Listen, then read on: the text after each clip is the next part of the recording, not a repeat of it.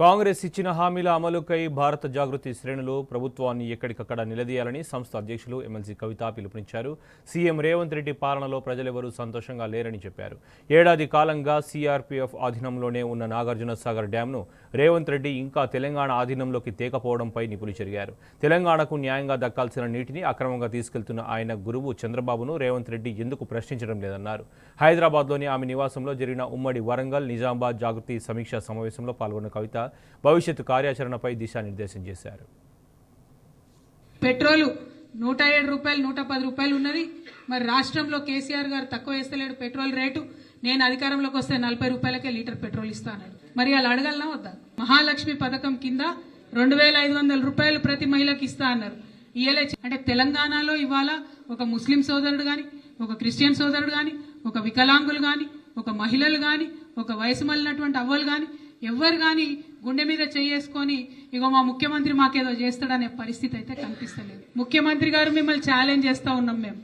మీరు నిజంగా మీరు మాట్లాడినంత పేగులు మెడలో వేసుకునే నరసింహ అవతారం ఎత్తేదైతే పోయి ఆ నరసింహ అవతారం ఇవాళ నాగార్జున సాగర్ దగ్గర చూపియండి.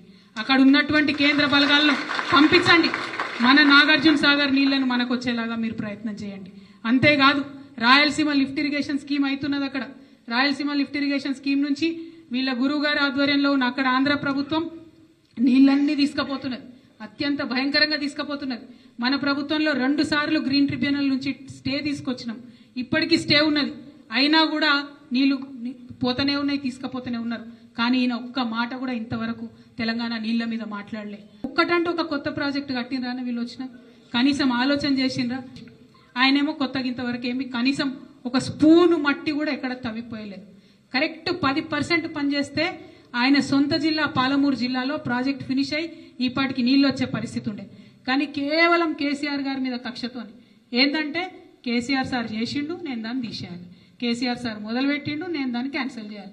ఈ ఆలోచన తప్పితే ఇంకొక ఆలోచన లేదు. అందుకే ప్రతి జిల్లా వారీగా ఉన్నటువంటి మన పాత కొత్త కార్యకర్తలందరినీ కూడా, నాయకులందరినీ కూడా సమన్వయం చేసుకొని సమీక్ష చేసుకొని కార్యాచరణ రూపొందిస్తూ ఉన్నాం. పెద్ద ఎత్తున ప్రతి గ్రామంలో కమిటీలు వేస్తూ ఉన్నాం. మళ్ళీ పునరుద్ధరించుకుంటా ఉన్నాం. ఒక చిత్తశుద్ధి లేనటువంటి ప్రభుత్వం, ప్రజలంటే ఒక ఆర్ద్రత ప్రేమ లేనటువంటి ప్రభుత్వం నడుస్తుంది. కాబట్టి ఒక సామాజిక సంస్థగా మనకు బాధ్యత ఉంటుంది.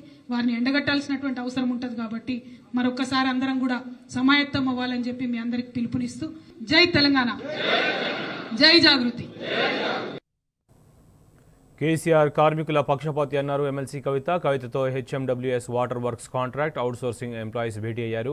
తమ సమస్యలను ప్రభుత్వానికి తెలియజేయాలని కవితకు వినతి పత్రం అందజేశారు.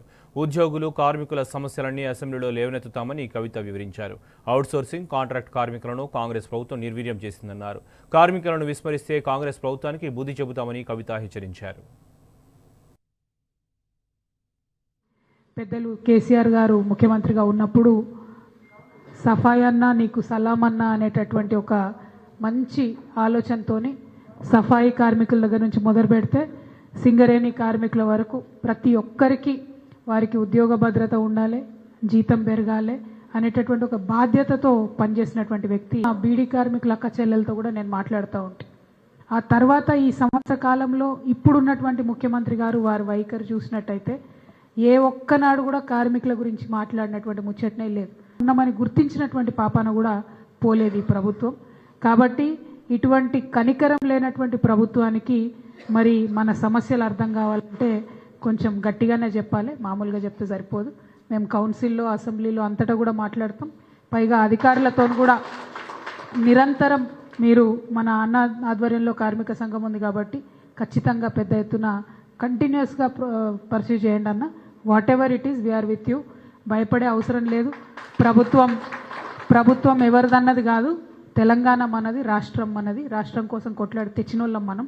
కాబట్టి ప్రభుత్వం ఎవరిదున్నా కార్మికుల హక్కులు పొందడానికి ఉద్యమించేటటువంటి ఆస్కారం మనకు ఉంటుంది. కాబట్టి భయపడేటటువంటి అవసరం లేదు. మీరు వాయిస్ రేజ్ చేసినా, మన హక్కుల కోసం పోరాటం చేసినా మీ ఉద్యోగానికి ఎటువంటి నష్టం రాకుండా పెద్దసారి కేసీఆర్ గారు అరేంజ్మెంట్ చేసినారు కాబట్టి ఇబ్బందే లేదు. ఈ అసమానతలు ఏవైతే ఉన్నాయో, ఒకటే పని చేస్తున్నప్పటికీ వివిధ జీతాలు వచ్చేటటువంటి అసమానతలు ఏవైతే ఉన్నాయో ఆ గ్రేడింగ్ సిస్టమ్ను సరిచేసి ఆ అసమానతల్ని సవరించడానికి నా వంతు ప్రయత్నం తప్పకుండా చేస్తానని చెప్పి మీ అందరికీ నేను మాట ఇస్తూ మరి ఎప్పుడైనా నేను కార్మిక పక్షమే, మీకు తెలుసు అది కరెంట్ వాళ్ళైనా సింగరేల్ వాళ్ళైనా బీడీ ఈ వీళ్ళు వాళ్ళని కాదు, ఎక్కడ కార్మికులకు సంబంధించిన ఇష్యూ ఉన్నా మరి న్యాచురల్గా నేను కార్మికుల సైడే ఉంటా.